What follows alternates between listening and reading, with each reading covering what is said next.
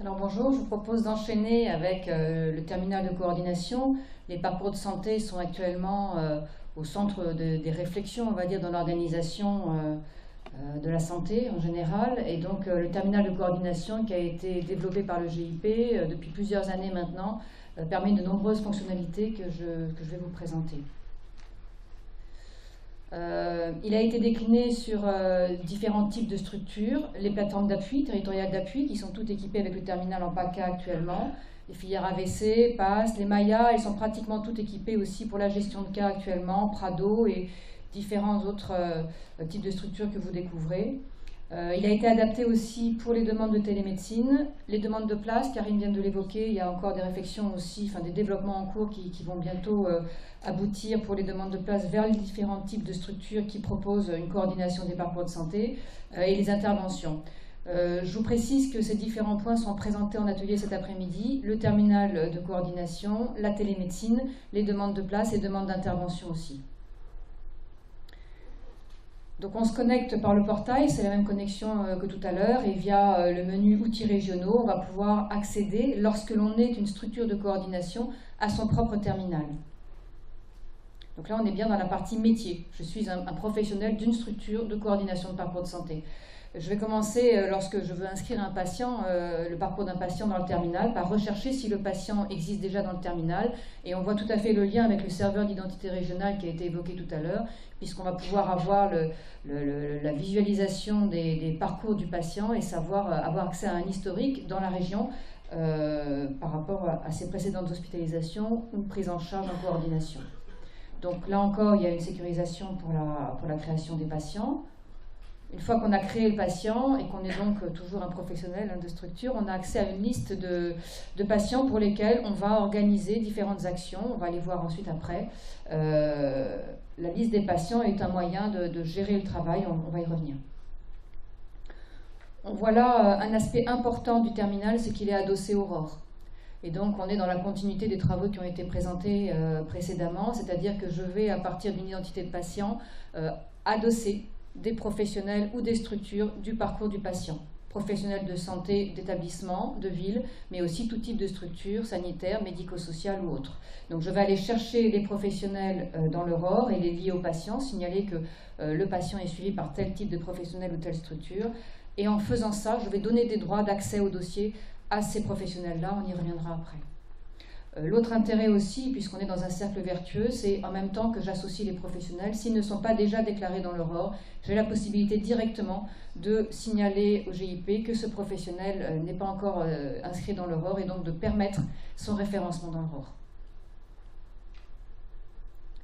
On est aussi donc évidemment sur un dossier patient, donc au-delà de l'identité et des professionnels du patient et des différentes coordonnées, on a un dossier social qu'on va pouvoir partager avec les autres acteurs du social, partagé en lecture et en écriture, un dossier médical avec des éléments liés à l'observation, aux antécédents, au traitement, mais aussi, ça parlera pour la coordination matériel médical mis en place, à mettre en place, également des scores, différents types de scores qui vont permettre de mieux connaître le patient, de mieux déclencher les actions nécessaires et puis aussi de caractériser la file active suivie par les structures. Le principe, une fois qu'on a créé le dossier du patient, c'est de gérer des événements. Donc on considère qu'il y a des événements qui se passent dans le parcours du patient, qui ont un début, une fin. Je prends le patient en coordination, j'organise sa prise en charge, j'ai une demande d'un professionnel de ville et je veux la tracer. Éventuellement, je fais aussi de l'éducation thérapeutique, différentes actions. Et je vais tracer tous ces événements dans le dossier du patient et pouvoir en partager certains avec les professionnels extérieurs. Donc des appels, on l'a noté aussi.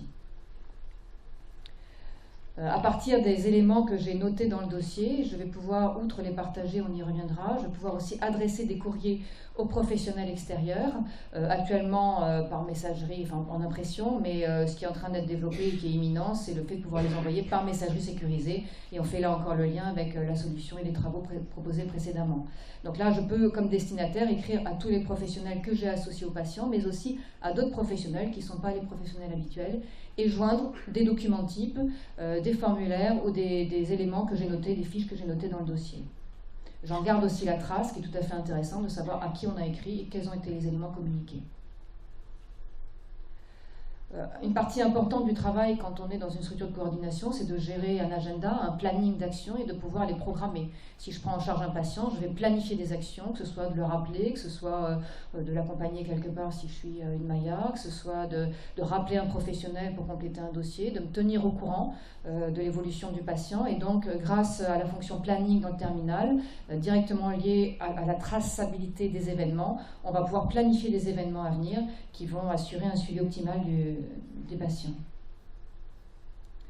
Enfin, une partie importante, c'est la liste de suivi de mes patients. Si je suis professionnel extérieur, professionnel là encore libéral, de ville, mais aussi d'établissement ou de médico-social ou sanitaire, j'ai accès à une liste des patients pour lesquels j'ai été identifié comme étant le professionnel du patient.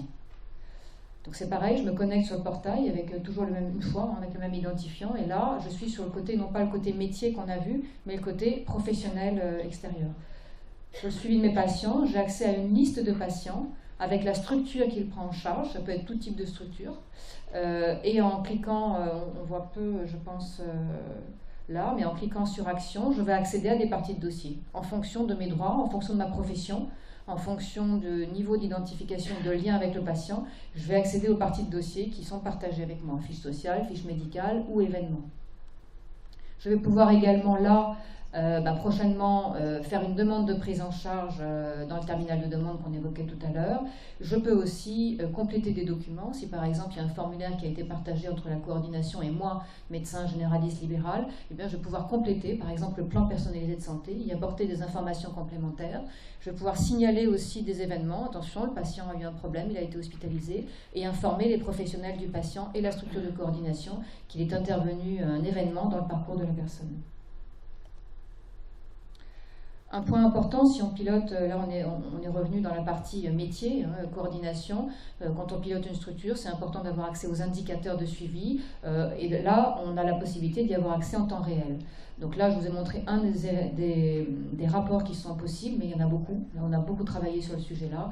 On peut savoir en temps réel le nombre de patients qu'on a pu prendre en charge, leur moyenne d'âge, leur provenance, les événements qui ont été créés, les professionnels qui ont adressé, l'origine géographique des professionnels, et tous les éléments en fait qui sont tracés dans le dossier du patient donnent lieu à statistiques.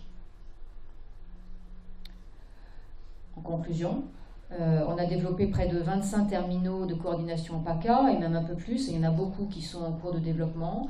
On a vraiment adapté l'outil au métier. Au métier, je mettrai au pluriel, en réalité, des différents types de coordination, parce qu'on s'est bien rendu compte que les plateformes d'appui, les gestionnaires de cas et d'autres types de coordination ne font pas tout à fait la même chose. Donc on a pu adapter au métier et créer les éléments nécessaires dans le dossier pour permettre aux gens d'exercer leur art. Il y a une mutualisation des évolutions, et ça c'est vraiment un élément important, c'est-à-dire qu'entre les travaux qu'on a démarrés, le premier terminal a été mis en place il y a plus d'1 an maintenant, mais les travaux avaient démarré en amont, donc depuis que les travaux ont démarré, on a pu mutualiser toutes les évolutions qui ont été au service d'un type de coordination ou d'un autre.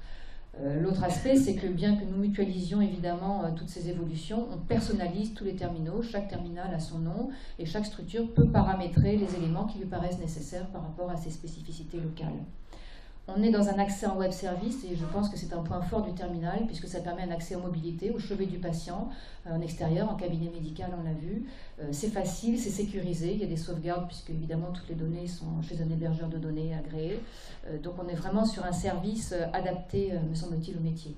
On a mis en place un club utilisateur qui s'est déjà réuni plusieurs fois et qui permet, entre les utilisateurs côté métier, d'échanger sur les pratiques, de faire évoluer l'outil pour être vraiment au plus près des besoins des professionnels. Il y a donc des évolutions permanentes et il y a des développements vraiment chaque semaine. D'autres développements sont en cours pour optimiser et enrichir les interactions, en particulier l'interface avec les professionnels extérieurs, médecins généralistes et autres, pour apporter de nombreux services à ces professionnels. Je vous propose qu'on continue d'échanger cet après-midi autour des ateliers.